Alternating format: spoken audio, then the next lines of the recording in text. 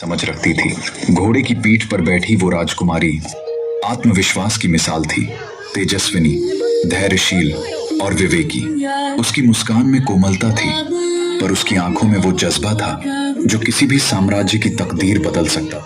चित्तौड़ के राजा रतन सिंह गोहिल वंश के पराक्रमी, नीतिवान और धर्मपरायण राजा थे। एक बार राजकीय कार्यवश वे सिंघल द्वीप पहुंचे। वहीं उनकी दृष्टि पड़ी पद्मावती पर। उनकी आंखों ने जैसे समय को थाम लिया था। एक पल में ही सौंदर्य, बुद्धि और तेज की जीवंत प्रतिमा उन्हें सामने दिखाई दी। राजा रतन सिंह केवल उसकी सुंदरता से नहीं, बल्कि उसकी निडरता, उसकी बातें, उसकी समझदारी और आत्मसम्मान से प्रभावित हुए। और यहीं से शुरू हुई एक नई कथा। राजा ने विधि पूर्वक रानी पद्मावती का हाथ मांगा। शाही रीति रिवाजों के साथ दोनों का विवाह हुआ। एक ऐसा मिलन जो सिर्फ दो आत्माओं का नहीं, बल्कि दो संस्कृतियों का संगम था।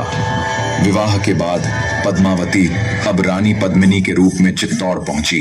का आगमन जैसे पूरे चित्तौड़ में जीवन की नई रोशनी ले आया। राजमहल में उनका स्वागत फूलों से नहीं, भावनाओं से किया गया।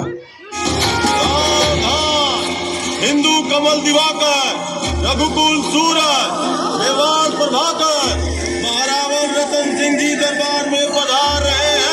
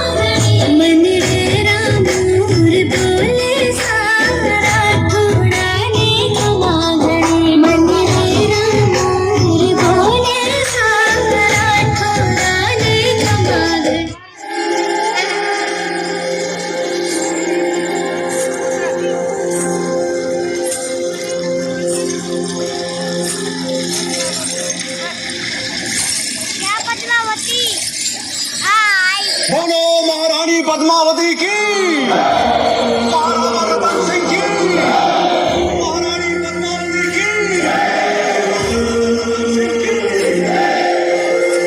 जब सारा चित्तौड़ रानी पद्मावती की जय जयकार से गूंज रहा था, दिल्ली में खिलजी हुकूमत की शुरुआत हो चुकी थी।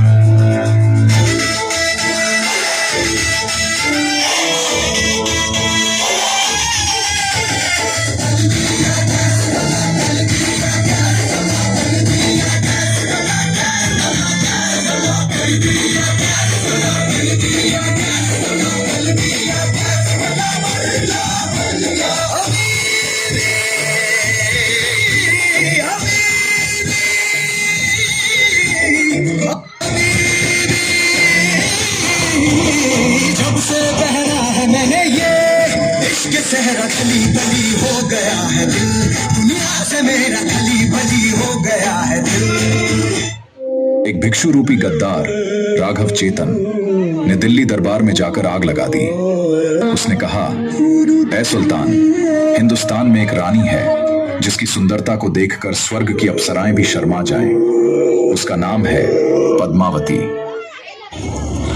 क्षमा कीजिए राजगुरु, हमने आपको गुरु समझा, विश्वास किया, चंदन समझकर माथे पर लगाया, पर आप तो चंदन से लिपटा सांप। अगर हम चाहें तो इसी वक्त आपका सर कुचल सकते हैं, पर ब्रह्म हत्या हमारे असूलों के खिलाफ। ले जाइए इन्हें कारावास में, काल कोठरी का अंधेरा इनकी आंखों को शर्म सिखा देगा। क्षमा करें रावल साहब, पर हम कुछ कहना चाहते हैं। जिसकी मिट्टी में मिलावट हो जाए उसे मिट्टी से दूर कर देना ही न चाहिए। इनके अपराध की एक ही सजा हो सकती है, देश निकाला। हम रानी सा की सोच से सहमत हैं। हमारी मिट्टी में मिलावट। खिलजी की आंखों में हवस की चिंगारी जल उठी। उसने पद्मावती को पाने का सपना देखा, एक सपना जो इश्क नहीं, जुनून नहीं, गंदी नजर का था। उसने ठान लिया, अगर चित्तौड़ की रानी मेरी नहीं हो सकती तो चित्तौड़ भी उसका नहीं रहेगा। पर खिलजी जानता था कि तलवार से इस किले को जीतना आसान नहीं होगा, इसलिए उसने चतुराई से छल का सहारा लिया। उसने राजा रतन सिंह को एक संदेश भिजवाया कि वो रानी पद्मावती के सौंदर्य के चर्चे सुन चुका है और बस एक बार उनके दर्शन करना चाहता। क्या देख रहे हैं? सुबह से शाम हो गई रावल जी, हमारे ख्याल से इस खेल में भी चित्तौड़ और दिल्ली को सुलह कर। बस अब हमें जाने की इजाजत दीजिए जी, और जाने से पहले अपने खानदान से तो मिला दीजिए। सभी से तो मिला दिया आपको, यही तो है हमारा परिवार। नहीं, ये तो है ही, हमारा मतलब था चित्तौड़ की शान रानी पद्मावती। क्या क्या हुआ? क्या हमने कोई नावाजिब गुजारिश कर दी? घनी ओछी बात कर दी तुमने। चित्तौड़ में हम अतिथि का भगवान मानते हैं, वरना तेरा सर धड़ से अलग होता इस वक्त।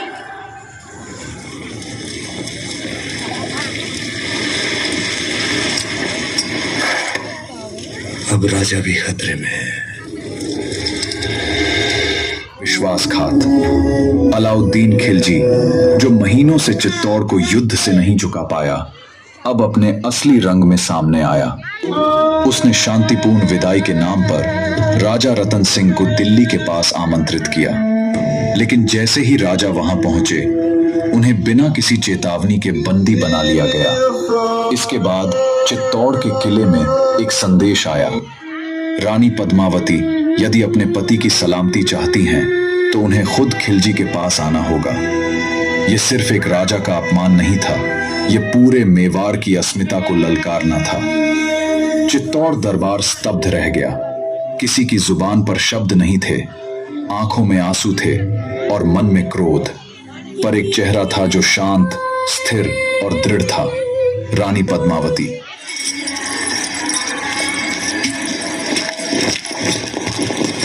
अंदाजा हुकुम,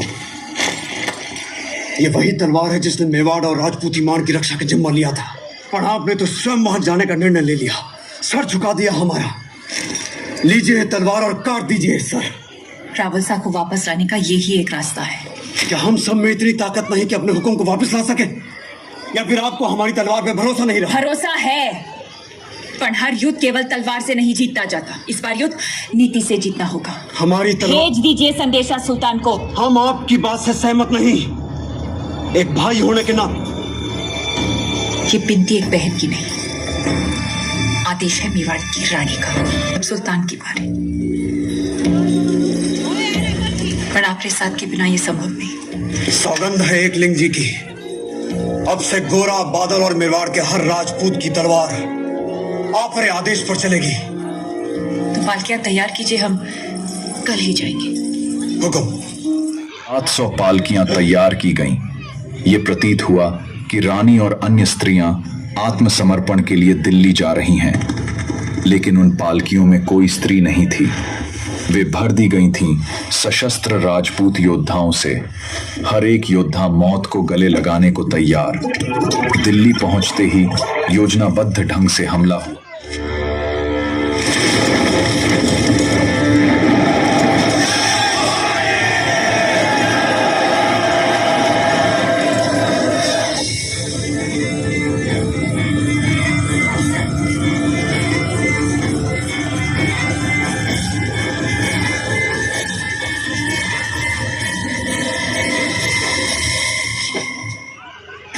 राजपूतों ने चौंका देने वाली गति और साहस से युद्ध का मैदान गर्म कर दिया। राजा रतन सिंह को बंदी गृह से निकाल लिया गया। इस युद्ध ने खिलजी को हिला दिया। राजा रतन सिंह चित्तौड़ लौट आए। बोलो महारानी पद्मावती री, बोलो महाराजा रतन सिंह री, बोलो महारानी पद्मावती री।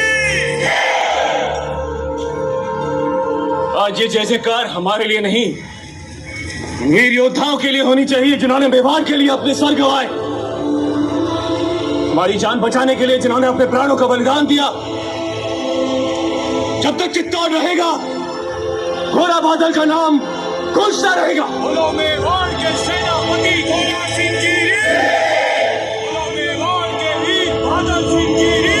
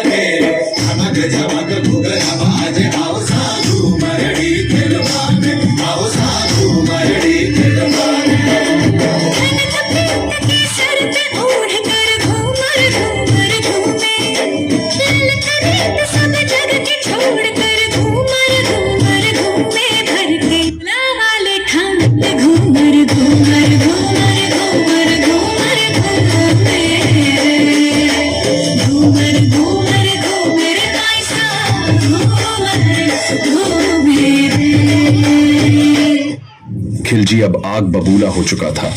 उसके लिए अब ये सिर्फ एक युद्ध नहीं था, ये उसका अपमान बन चुका था। उसका उद्देश्य अब केवल पद्मावती नहीं थी, वह पूरे चित्तौड़ को राख करना चाहता था। अलाउद्दीन खिलजी ने चित्तौड़ को चारों तरफ से घेर लिया था। महीनों तक घेरा पड़ा रहा। हर रोज एक नई चोट, हर रात एक नई साजिश।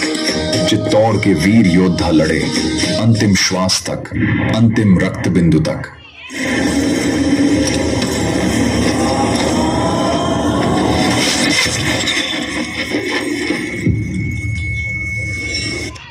रानी पद्मावती जानती थीं, अब दुश्मन द्वार तक पहुंच चुका है। यदि वे जीवित हाथ आईं, तो खिलजी की हवस उनका इंतजार कर रही थी।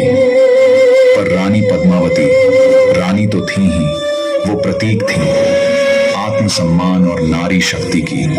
उन्होंने एक ऐतिहासिक निर्णय लिया, जौहर। जिस अग्नि को साक्षी मानकर साथ जीने और मरने का वचन लिया था, उसी पवित्र अग्नि को हम फिर जलाएंगे।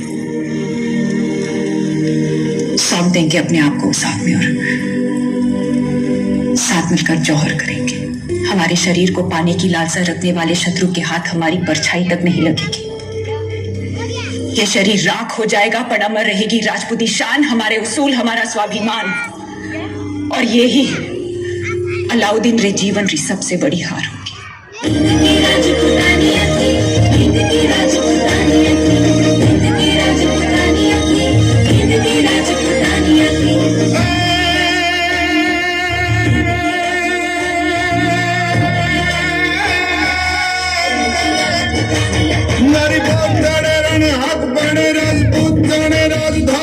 तलवार वाड़े सन्मुख लड़े सी लड़े जुआनी रणपूत मरे सुख गान करे पै खान भरे अभिमानी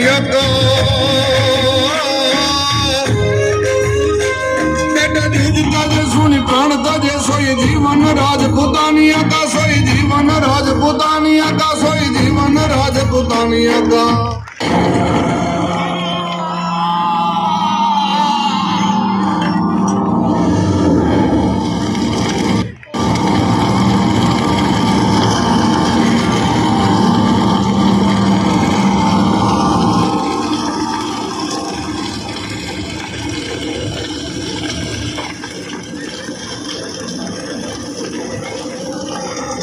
रानी पद्मावती का जौहर अलाउद्दीन की सबसे बड़ी हार थी और चित्तौड़ की सबसे बड़ी जीत। आज इतनी सदियों बाद भी रानी पद्मावती के जौहर की गूंज भारत के हर कोने में सुनाई देती है और रानी पद्मावती को आज भी लोग उस देवी की तरह पूजते हैं जो बुराई का संहार करती है।